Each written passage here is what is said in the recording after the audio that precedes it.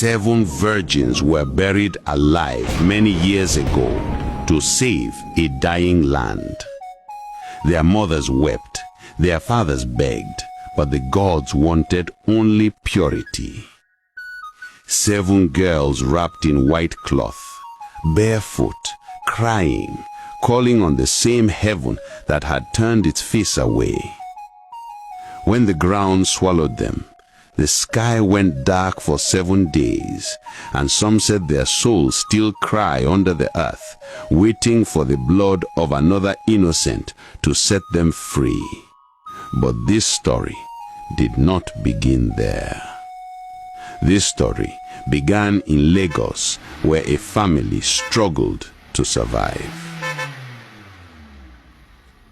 Adishina and his wife Dora lived in a small, cramped apartment with cracked walls and a leaking roof.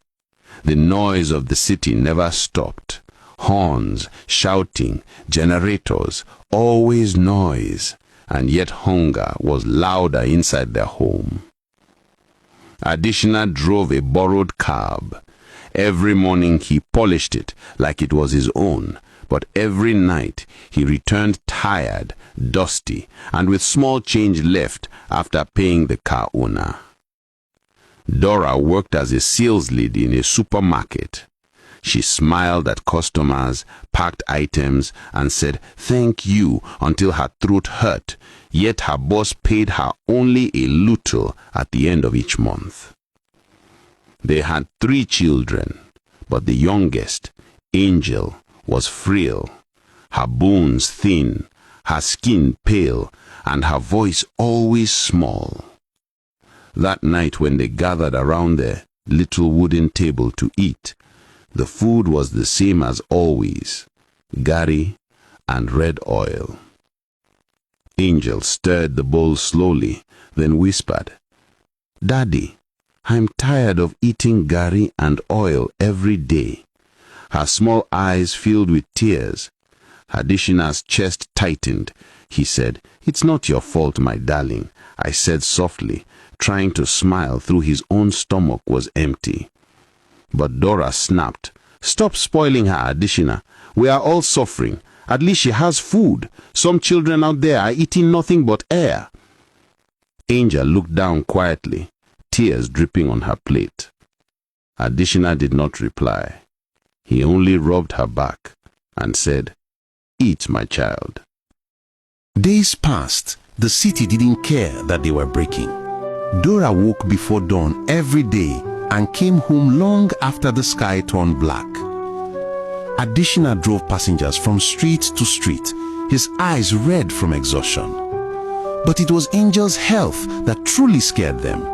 She coughed often, her body always cold, her appetite gone. Then one afternoon, as Dora was arranging goods at the supermarket, her phone rang. The number was unknown.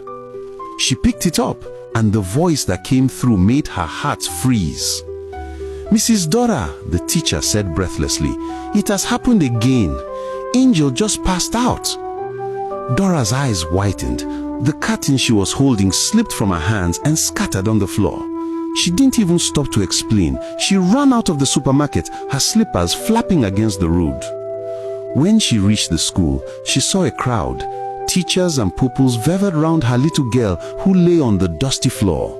One teacher was pouring water on her head, another fanning her with a notebook. "Stop! Stop pouring water!" Dora cried, falling on her knees. She lifted Angel in her arms, pressing her close. "Angel, please wake up. Mommy is here." Angel's small fingers twitched but didn't move again. Dora didn't wait for anyone. She ran through the school gates, shouting for a bike. At the hospital, the doctor spoke in that same tired tone Dora had heard before. "Madam Dora, this child's condition is serious. We've told you before, she needs proper treatment. If you don't pay for her medical care soon, she won't survive." Dora's lips trembled. "Doctor, please help her. We'll pay, I promise." "Promises can't buy medicine, madam," the doctor said, already turning away. Adishina arrived just then, sweating, out of breath. He saw Dora crying and rushed to hold her. "We'll pay. We'll do anything. Just please help her." The doctor sighed. Then do it fast. Inside the ward, Angel was lying on a hospital bed. She looked weak, but she smiled when she saw them. "Mommy," she whispered, "I'm hungry. I didn't eat this morning." Dora smiled through her tears and stroked her cheek. "I'll bring food soon, my baby." Just then, her phone rang again. She stepped out to answer. "Hello," she said softly. First, there was silence. Then a woman's voice, sharp, filled with rage. "You ruined my life. You will pay for it, Dora.